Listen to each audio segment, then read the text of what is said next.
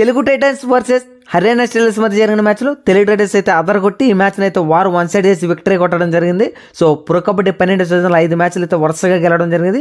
అదే కాకుండా pro kabaddi హిస్టరీలోనే Telugu Titans ఎప్పుడు కానీ 5 మ్యాచ్లు గెలవలేదు. అలాంటిది ఈ ప్రో కబడ్డీ 12 సీజన్లో అయితే పాసిబుల్ జరిగిందని చెప్పుకోవచ్చు. సో మ్యాచ్ అయితే చాలా చాలా ఇంట్రెస్టింగ్గా జరిగింది. సో ఈ మ్యాచ్లో అయితే 16 రేడ్ పాయింట్లు ప్లస్ 4 ట్యాగిల్ పాయింట్స్ సాధించాడని చెప్పుకోవచ్చు భరత్ కూడా. సో చాలా అంటే చాలా బాగా ఆడుతున్నాడు మన తెలుగు టైటన్స్ తరపున. ఇది అతనికి 100వ మ్యాచ్ అయినప్పుడు చాలా అంటే చాలా గుర్తుపెట్టుకునే మ్యాచ్ అయిపోతుంది. సో అతనైతే ఈ సీజన్లో 6 సార్లు అయితే సూపర్ సెంట్ సాధించడం జరిగింది మన తెలుగు టైటన్స్ టీం తరపున. చాలా అంటే చాలా బెటర్ పర్ఫార్మెన్స్ ఇస్తున్నాడు. అతని వల్ల మనం అయితే మ్యాచ్లు అయితే చాలా అంటే చాలా ఈజీగా గెలుస్తున్నాం. సో ది బెస్ట్ ప్లేయర్ అని చెప్పుకోవచ్చు తెలుగు టైటన్స్ ప్రో కబడ్డీ 12వ సీజన్లో. సో మన తెలుగు టైటన్స్ టీం ఇలాగానే ఆడితే డెఫినెట్గా మన వాళ్ళైతే ఫైనల్స్కి వెళ్ళే అవకాశం ఉండబోతుంది.